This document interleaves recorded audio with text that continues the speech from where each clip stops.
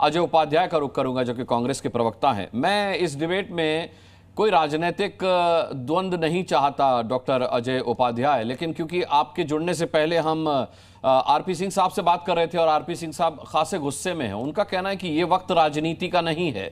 उन्होंने जगदीश मेवानी साहब के एक्स पोस्ट की बात की जिसमें उन्होंने सबूत मांगे ऑपरेशन सिंदूर के। उन्होंने राशिद अलवी साहब के पोस्ट की बात की। मैंने वो पोस्ट पर्सनली नहीं देखे, लेकिन उसमें ऐसा कहना है आरपी सिंह साहब का कि इस सर्जिकल स्ट्राइक के, एयर स्ट्राइक के सबूत मांगे गए हैं।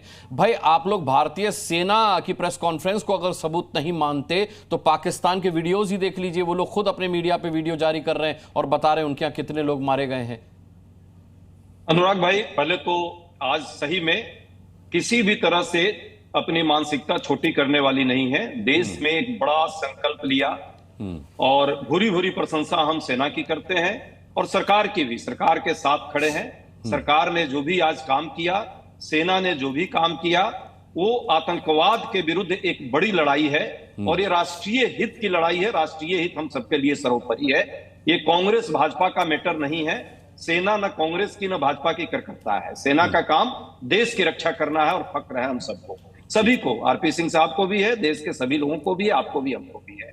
जो बातें आपने कही है, किसने क्या कही और क्या ट्विटर पर डाला है, अभी आज लगातार न्यूज आ रहा है कि पाकिस्तान के लोग, बहुत सारे भारत के लोगों का ट्विटर भी हैक किए हुए हैं और उसमें निशिकांत दुबे भी उसी में फंस गए थे। आज उनके भी बहुत सारे फेक न्यूज चल रहे हैं। उन्होंने बहुत सारी गंदी गंदी गालियां जो है शुरू कर दी है अपने ट्विटर पर। मुझे लगता है सबका दिल छोटा न करे, बड़ा दिल रखे। आरपी सिंह साहब तो बड़े विद्वान व्यक्ति हैं, लेकिन दिल ये भी छोटा कर लिए। कांग्रेस पार्टी का शुरू से ही, पहलगाम हमला हुआ था उस दिन भी हम सीडब्ल्यूसी की मीटिंग हमारी हुई और उस दिन भी हमने कहा, और आज भी सीडब्ल्यूसी की मीटिंग हुई, हमने कहा कि सरकार जो भी कार्रवाई और सेना जो भी कार्रवाई करेगी इस मुद्दे पर, आतंकवाद के मुद्दे पर, आतंकवादी जो घटना हो रही है उस पर हम सेना के साथ हैं, सरकार के साथ हैं। पाकिस्तान और पीओके में जो भी आतंकी हमला, जो लोग बार बार यहाँ आतंक के यहाँ साये में हमारे भारत में करते थे, आज जो देश ने हमारा किया है, सेना ने किया है, उन आतंकवादियों के ठिकानों को ठिकाना लगाया है, उसके लिए पूरी भूरी भूरी प्रशंसा हम कर रहे हैं। पूरा देश आपके साथ है। आगे जो भी समय होगा, कांग्रेस पार्टी समेत देश का एक एक व्यक्ति, भाजपा कांग्रेस का ये मुद्दा नहीं है, देश का मुद्दा है, हम सब साथ रहेंगे। ये छोटी छोटी चीजों को और छोटी छोटी बातों को आप आगे मत लाइए। ऐसे हम बहुत सारे पुराने चीजों को उखाड़ेंगे नहीं, और आज वो वक्त नहीं है। आज सबको एकजुटता के साथ रहना है और देश सबसे ऊपर है, देश सर्वोपरि है, देश के साथ पूरा देश है। बहुत बहुत स्वागत योग्य आपका ये स्टेटमेंट है सर। और मैं डिबेट को आगे बढ़ाता हूं, दीपक वोरा जी को अब एंटर कराता हूं डिबेट में। दीपक वोरा जी, ये जो आतंकी मसूद अजहर है, इसकी फैमिली ख़त्म हुई है। सुबह आप पूछ रहे थे कौन सी फैमिली ख़त्म हुई है, कौन सी बीवी मारी गई है। खैर, उस डिबेट में नहीं जाएंगे। मैं सिर्फ आपसे ये पूछना चाहता हूँ कि इसने कहा कि इससे अच्छा तो मैं मारा जाता, तो इसकी ये इच्छा कितनी जल्दी पूरी कर देनी चाहिए हमें? आभारी हो sir, thank you very much. आपने मौका दिया आपके शानदार प्रोग्राम में शरीक होने का। और मेरे सीनियर कॉलीग एम्बेसडर पार्थसारथी भी हैं, जिनकी बुद्धि, जिनका ज्ञान, जिनका तजुर्बा मुझसे कहीं ज़्यादा है। आपके सवाल का जवाब देने में ऐसी मैं एक छोटा सी एक एग्जांपल देता मेरे अपने जीवन में। जब 9/11 हुआ था तो उस समय मैं स्पेन में पोस्टेड था। हमने लाइन लगाई थी अमेरिकन दूतावास के बाहर, वो कंडोलेंस रजिस्टर साइन करने के लिए। तो वहाँ पे जो मेरे काउंटर पार्ट थे नंबर 2 अमेरिकन एम्बेसी में, मैंने उनसे कहा कि देखिए आप लोग भी आतंक से पीड़ित हैं, हम तो बहुत समय से पीड़ित हैं, but today I am an American. मैं आपकी पीड़ा समझता हूँ। वो राजदूत बन गए, मैं राजदूत बन गया, and I was surprise to receive a message from, आज आया है, उसने कहा ambassador after what you have done, that is Bharat has done, today I am an Indian. मुझे बहुत अच्छा लगा कि हमने भी उठा के मारा है आतंकियों को। अब ये जो मरना चाहता है तो ये कौन सी बड़ी बात है सर, खुदकुशी कर ले, टांग ले अपने आप को किसी पंखे से। नहीं है ना सर उसमें, मतलब शर्म होती तो शर्म से मर जाता। नहीं तो कुछ तो करें, या फिर पानी दे दीजिए एक गिलास उसको, उसमें डूब के मर जाएगा। और सुना है कि उनको बड़ा नेशनल फ्यूनरल्स दिए, स्टेट फ्यूनरल्स दिए जा रहे हैं, पुलिस भी है, आर्मी भी है। वो इसलिए है कि कहीं ये खुदकुशी ना कर ले, तो ये वहां ले जा रहे हैं। But this is strange. ये एक देश है सर जो अपनी आत्मा खो बैठा है, अंधा हो गया है, भारत से नफरत करता है, वो नहीं कभी दोस्ती चाहेगा। अगर आपने इसका कोई सलूशन करना है सर, हमने देखी है पाकिस्तान की हकीकत, लेकिन दिल के खुश रखने को गालिब, ये ख्याल अच्छा है। अगर आपने कुछ करना है उसके टुकड़े कर दो सर, ताकि सांप फिर कभी ना उठ सके।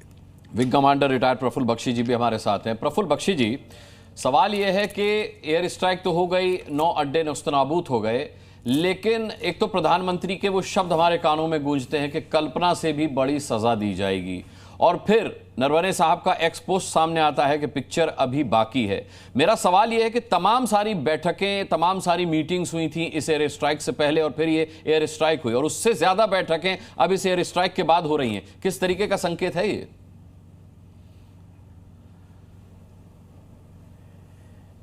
देखिए, ये बैठक की बात जो आप कर रहे हैं, एयर स्ट्राइक के बाद की बात कर रहे हैं, ये अब आगे की खेल अभी तो शुरू हुआ है। ये तो आपने इसको ओपनिंग एक्ट देखा है। हाँ। अभी तो बाकी सारे के सारे एक्ट्स बाकी हैं, वो हम धीरे धीरे देखते जाएंगे, क्योंकि ये बड़ा भारी अभियान चल रहा है। ये कोई ऐसा नहीं है कि हमने थोड़ा सा कुछ कर दिया और वो खत्म हो गए। ये जितने रो रहे हैं, जितने मरने वाले हैं, उतने ही पैदा और हो रहे हैं। ये ख्याल नहीं गया है। ये जो आतंकवादी है, ये कोई 2, 3, 15 आदमी नहीं है। ये एक थॉट प्रोसेस है, और इसको थॉट प्रोसेस को पाकिस्तान की आर्मी ही सबसे ज्यादा पानी और खाद दे रही है। जब तक आप पाकिस्तान की आर्मी को भी इसी स्थान पे नहीं लाएंगे जहां आई मजदूर इत्यादि रो रहे हैं, तब तक आपका बात नहीं बनेगी, क्योंकि पाकिस्तान की आर्मी इसको पैदा करती रहेगी, और मुल्ला एलिमेंट्स बहुत सारे हैं जो फायदा उठा रहे हैं पाकिस्तान की आर्मी का साथ में रखे। देखिए, जब पाकिस्तान की आर्मी 85% तिजारत का फायदा उठाती है पाकिस्तान में, ये इन सबको बांटती है, ये मुल्लाओं को सबको बांटता है। ये थोड़ी खाली पेट जाते हैं, खाली हाथ जाते हैं। तो ये सब अपनी तिजारत कर रहे हैं पाकिस्तान के नाम पर। इन पे कोई दया नहीं, कोई दृष्टि नहीं। जो हम अब बयान चला रहे हैं, अब पाकिस्तान की आर्मी के खिलाफ जो चलेगा, ये तरीका बिल्कुल ठीक है, क्योंकि पाकिस्तान की आर्मी अब धीरे धीरे आतंकवाद खत्म हो रहा है। वो अपने आप ही, जिसको कहते हैं ना, फीकी पड़ने लग जाएगी, और अपने आप ही अपनी जगह पे आने लग जाएगी। आज के टाइम आप पाकिस्तान के यूथ से पूछिए, वो कितना खुश होगा, एक्चुअली भारत को आशीर्वाद देगा कि ये आप डेमोक्रेटिक प्रोसेसेस वापस लाने की बात कर रहे हैं। ये इसका पहला एक्ट है। अभी और आगे देखते क्या होगा। मैं तो सिर्फ ये कहता हूं, रे रोक युधिष्ठिर को न यहां, जाने दे उसको स्वर्ग धीर, पर फिर हमें गांडी गद्दा, लौटा दे अर्जुन भीम वीर। ये जितने लोगों ने जो कार्रवाई कर रहे हैं इस लड़ाई में, निरंतर करते रहें। हमको यही चाहिए, इनको पीछे मत हटने दीजिए, बाकी सब देखा जाएगा। ठीक है।